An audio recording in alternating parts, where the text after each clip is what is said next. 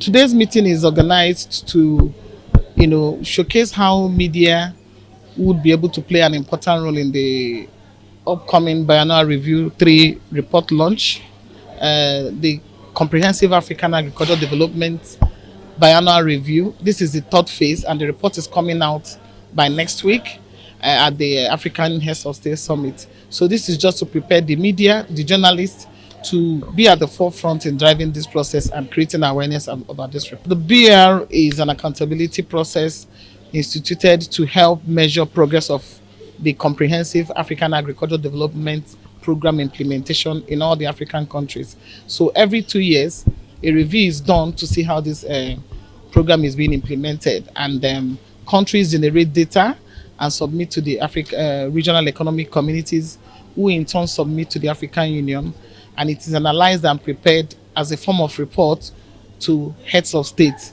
So during their summit at the beginning of the year, this report is released to them. So this is the third biannual review. It started in 2017 with the first report released in 2018 summit, and the second BR for 2019 submitted at the African Heads of State Summit in 2020. So the third BR for 2021 is going to be submitted and released in this upcoming African Heads of State Summit this February by next week. The idea of having this event, which is jointly organized by International Institute of Sustainable Development, ActionAid, Care International, Wasafiri, SDG2 Hub, and a host of others, is to join forces and join resources to ensure that one of the primary key holders in the agricultural development, which is the media, is at the forefront of these issues, because they also will help push information accurately, push accountability processes across board, so that we all have the shared prosperity and improved livelihoods that the Malabo Cardiff goal is set to achieve by 2025. So the idea of bringing in everybody is to have uniform information and then be prepared to engage the report once it's released next week. And like I said, the report is not yet released. We are all gearing towards making sure it's released. So we expect the media to go out there, tell the world, tell the continent why it's important that we should focus on agricultural transformation by putting more resources, by making sure we have policies and programs that will make sure that everybody is food secured and we all have the shared prosperity that we all tend to look for. This mandate is by the heads of state.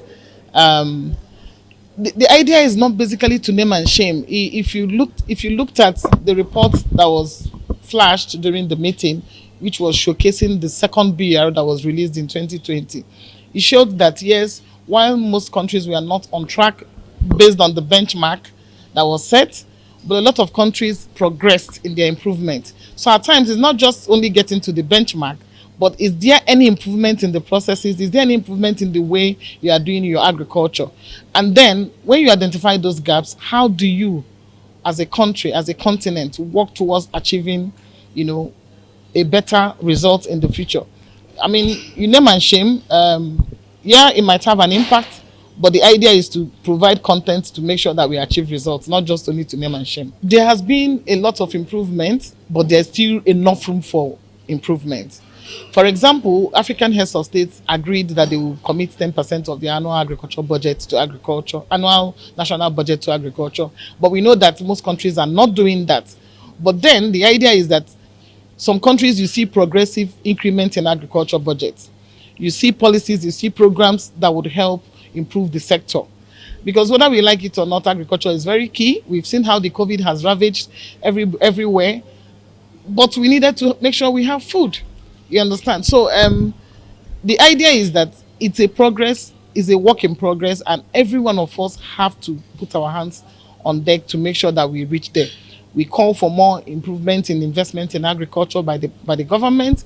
We also make sure push that they have enabling policies and enabling environment that would open up spaces for private sector to also invest responsibly, and then ensure that the issues of smallholder farmers, especially women, are at the forefront because they are the major food producers and they need to be supported to continuously produce food and then feed the continent. Nigeria is working towards achieving results. From what we saw, they had made a huge progress from the first BR to the second BR. And we are also hoping that the third BR will be better.